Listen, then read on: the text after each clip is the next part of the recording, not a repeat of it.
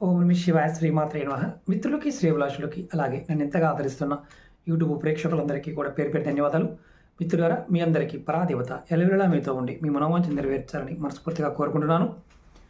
చాలామంది మిత్రులు, అక్క చెల్లెలు మెయిల్స్లోను, కామెంట్స్లోను, గురువుగారు మాకు పితృదోషాలు ఉన్నాయి, గురువుగారు మాకు రాహుకేతు దోషం ఉంది, అలాగే శని దోషం ఉంది, మాకు ఏమీ కలిసి రావడం లేదు, మా ఇంట్లో ఎప్పుడు గొడవలు అవుతున్నాయి, ఏం చేయాలో అర్థం కావట్లేదు, అలాగే మాకు కలిసి రావడానికి ఏదైనా ఖర్చు లేని ఉపాయం ఉంటే చెప్పండి చాలామంది అడిగారు.